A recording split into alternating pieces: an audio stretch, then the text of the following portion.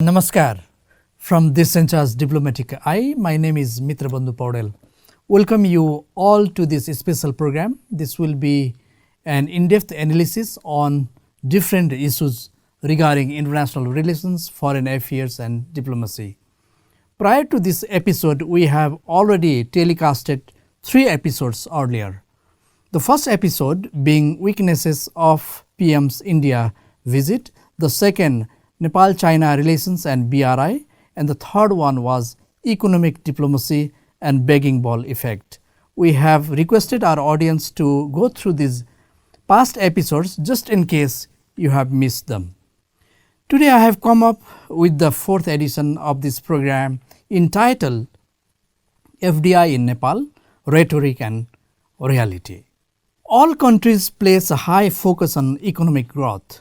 To understand what drives economic growth, study has been ongoing. According to the World Investment Report UNCTAD published in 1984 as cited in Sengupta and Puri 2018, a number of factors including abundant investment capital, advanced technology, a skilled workforce, reliable transportation and communication infrastructure, well-established political and social institutions, low tax rates and a favorable regulatory environment can help or hinder a country's economic growth. The fluctuation in these elements determines the rate of growth, and in addition to these, foreign direct investment FDI has been demonstrated to have a significant impact on economic growth. The recent study of Shekhar, Jena and Seth 2022 on FDI in India and its impact on economic development and empirical assessment reveals that foreign investment drives the economy in ways other than only export. As a result, increased FDI influx will stimulate additional economic development. In many nations, foreign direct investment FDI has grown to be a significant source of private external financing because it enables the transfer of technological know-how, skills and access to international market in addition to financial resources. It is particularly significant in emerging economies. Nepal has also worked to boost FDI in order to encourage domestic production. Nepal Rashtra Bank has published a survey report on foreign direct investment in Nepal 2020-21. Out of 604 businesses that received FDI licenses from Nepal Rashtra Bank at the end of 2020-21, 198 are included in the survey. According to the report, Nepal's FDI stock climbed by 14.8% to rupees 227.9 billion by the end of 2020-21. This is equivalent to US dollar 1.75 billion. Pair of capital makes up the majority of FDI stock, making up 53.9% of the total, while reserves and loans make up 31.6% and 14.5% of the total respectively. Ironically, Binod Chaudhary, the chairman of the Chaudhary Group, has a net worth of US dollar 1.8 billion, which is higher than the whole amount of FDI in Nepal. As of the mid-July 2021, Nepal has received foreign investment from 55 different nations with rupees 75.8 billion in total FDI stock. India leads China, rupees 33 billion, Ireland rupees 16.5 billion, Singapore rupees 15.5 billion and Saint Kitts and Nevis rupees 14.5 billion. FDI can take the form of stock investments, equipment leases, technology transfer, reinvestments and venture capital funds. The 3 most common types of FDI are technology transfer, share cash investment and reinvestment. Nepal's efforts to draw FDI are hampered by a number of issues, including the inadequate development of its macroeconomic environment, the poor state of its physical and economic infrastructure, the pace of technological advancement, its unfavorable geographic location and a lack of managerial and entrepreneurial skills.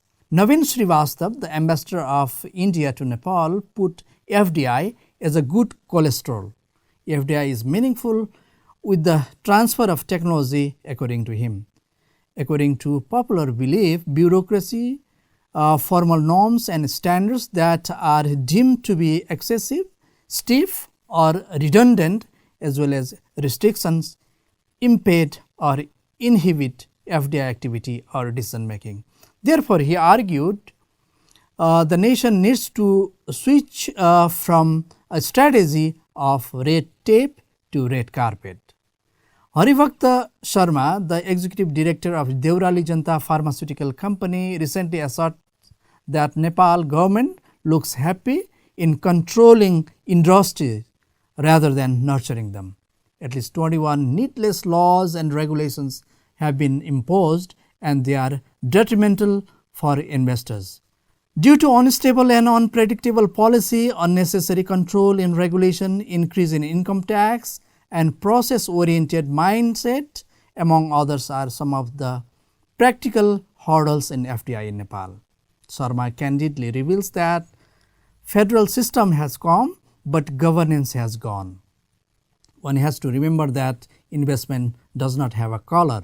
You cannot attract significant investment, including FDI, to Nepal unless you shift your mindset from one that is process-oriented to one that is result-oriented. On contrary, Shankar Singh Dhami, the director of Department of Industry, claims that we do have comparative advantage of investment in Nepal. This includes market accessibility in South Asia, which has a population of 2 billion people and the two major economies, is an LDC, duty-free and quota-free market access, relatively inexpensive labor, accessible, reasonably priced land, and nearly all MNCs have extremely high rate of profitability. Concession, tax relief, incentives, and additional amenities, all climatic benefits, and a young and active populace.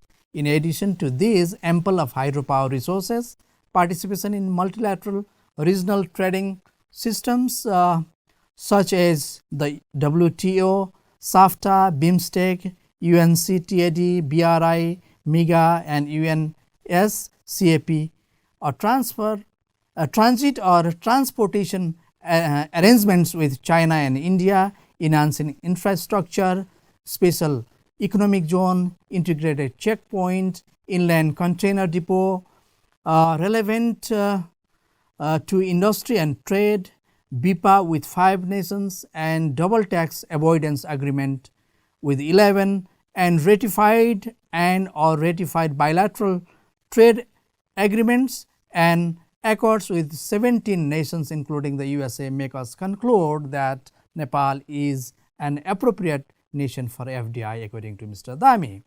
In a seminar organized by Afghan and CDD, he asserted that there are at least 11 investment-related policies in Nepal.